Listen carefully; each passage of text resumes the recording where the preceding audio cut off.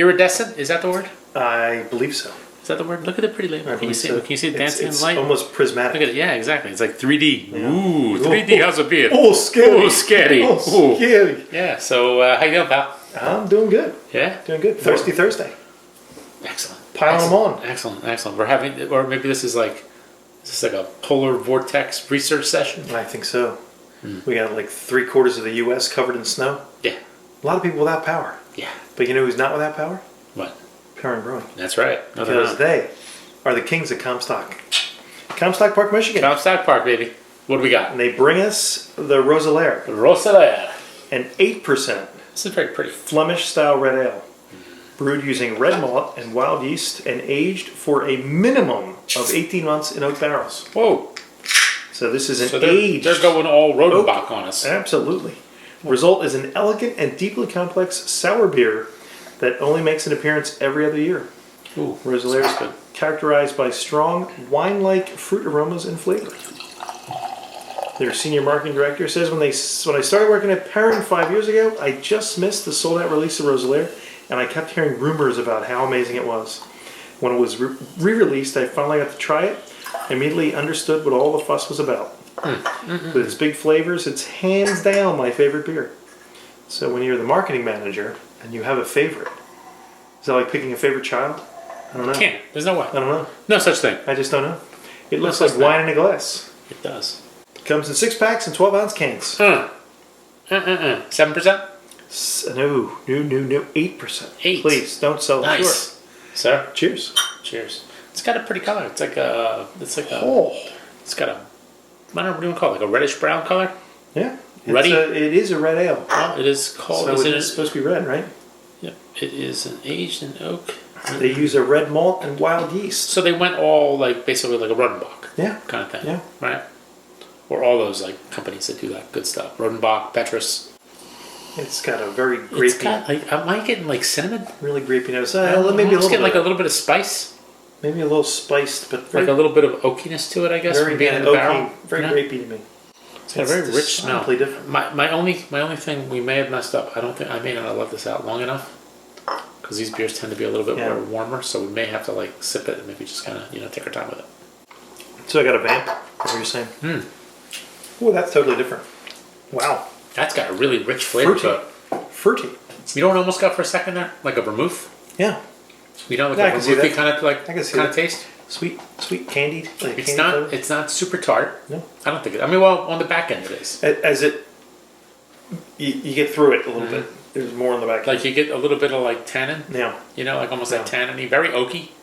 You get a lot of like wood influence on this one. And despite the wood, not very drying. I don't find this to be terribly drying. But again, maybe if it was a little bit warmer, you get a little more of it. I don't know. Like when I drink it now, I'm gonna say you should kind of when you sniff it, you should have your mouth open, right? Because you get more of the more flavors out of it. It's almost like a fortified wine. Yeah. You know, I get that like note. You know, I'm getting like a vermouth or like a marsala or something like that. I'm getting a lot of that tannin, which I guess is from all the time spent in the barrel. I suppose so. And the wild yeast. Maybe the wild yeast adds a little bit of that too. It's not dry, but it is got that pucker. It's got a little. It's supposed to be a little sour. It's not overly puckery. No. I don't think it's like. No. I don't think it's overbearing at all. No. You know, you get some fruitiness, and I'm thinking if we let it sit a little bit longer, it would probably be a little more would come out, a little bit more of the flavors. I also think this is, for me anyway, this would be a great dessert beer. End of meal. Yeah. Roll out some dessert with this. Cheese. That would be really good. That's with cheese plate. Cheese plate. I think it's more with cheese plate. Cheese plate. Like more with like a little bit of like little charcuterie plate. Little charcuterie. So either you could start the meal with it, like a little aperitif, up front, or you could end the meal with it. You know, maybe it could be. You know, this might be a starter. You know, 8% for a starter. Wow, kudos to you. Well, if you have a glass of wine, I'm not saying kudos to you. I'm not saying doing shots, for God's sake. Yeah, not shotgunning this. That's a really nice beer. That's nice. Now, have you had many red ales or sours or? I've had a few.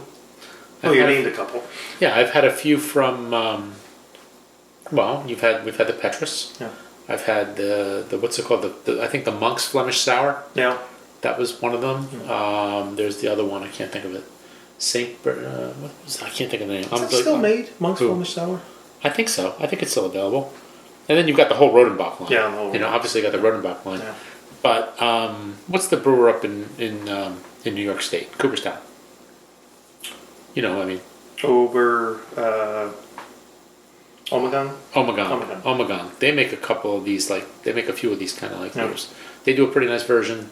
I've had, I think, an Allagash, maybe some of their Cool Ship series. I'm not sure if it's exactly the same kind of thing, but it's still like an aged, like a sour, you know. But they're like more like a wild yeast. Yeah. Did this have a wild yeast? Wild yeast, yeah. Also wild yeast. But this uses the red wheat. Okay. To go in, where other ones might not be doing it. You know, it almost has a little bit of a boozy kick to it. Yeah. Like I'm getting some of the alcohol to it. And it's a little bit puckering. Like it's got that like tannin, like on a red wine. Yeah. You know, you get that whole bit. So no, that's very good. That's very good. I think it's like a B plus A minus. Yeah, I don't know enough about the style to say, you know, whether this would be a solid A or not. Would you drink it again? But it's really good. It's really good. I agree with your B plus A minus. I think it's along those lines. I'm not going to say it's the best one I've ever had. I think the Rodenbachs might edge it a little bit longer. They may edge it out a little bit more. Like, you know, you get a Rodenbach Grand Cru. But they've been doing it a little bit longer than Perrin, they've had a little more, but this is damn good. A little more practice. This is really, really good. I think that's another winning beer from Perrin. Again, I haven't been disappointed. They've neither have I. I don't think we've had some great beer from their series. I don't think there's been anything I haven't liked yet. So keep them coming. Yeah. So, sir, thank you. Thank you to the fine folks at Comstock Park, Michigan. Cheers.